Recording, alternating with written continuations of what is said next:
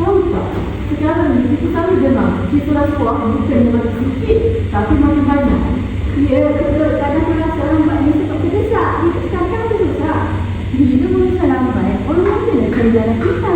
Tapi bila rasa kita begitu, hati kita lagi lagi nak pergi dia. Kalau semua pendidikan ini, negara pun akan rugi. Betul. Inilah semua aku nak luruskan ni. Aku banyak lagi kerja nak kena buat.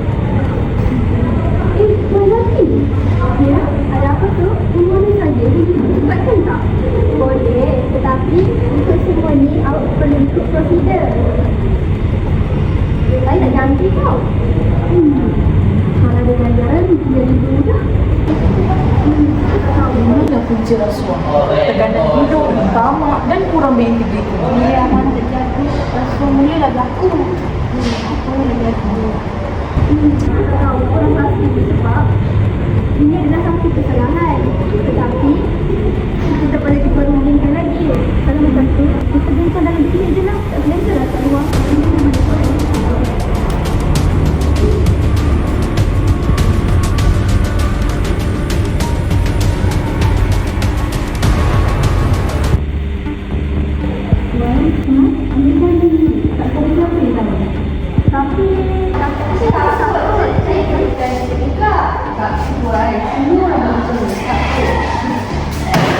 Apa yang cuba korang buat ni? Saya cuma nak tolong diri sendiri je. Ini rasuah. Awak sedang merusakkan masa depan awak. Korang tak boleh buat macam ni. Kasihanilah diri sendiri.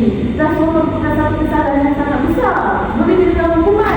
Saya dari SPRM, ada berdua terlibat kisah terlibat dalam rasuah. Kami cuma nak urusan sifat. Tak boleh macam tu. Memberi dan menerima rasuah adalah kesalahan di bawah asas SPRM 2009. Saya tak fikir sejauh ini kesalahan. Rasuah boleh merosakkan keluarga, kerjaya dan pendirian masyarakat. Berfikirlah dahulu sebelum bertindak. Sebenarnya aku hati-hati dulu.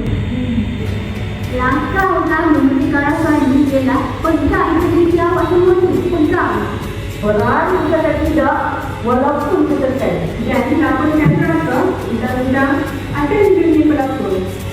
Saya tidak dengan kuasa tidak boleh jadi keluar. Saya tidak berjalan jalan mudah. Itulah Belajar dari tindakan. belajar lagi. Jangan ambil rasuah. Rasuah tak elok. Rasuah berpunca daripada sikap tamak dan integriti yang lemah. Setiap orang ada tanggungjawab cara mencegahnya. Undang-undang tegas terhadap rasuah. Saya tetap membela kejujuran walaupun itu susah. Rasuah ditolak, integriti jujur.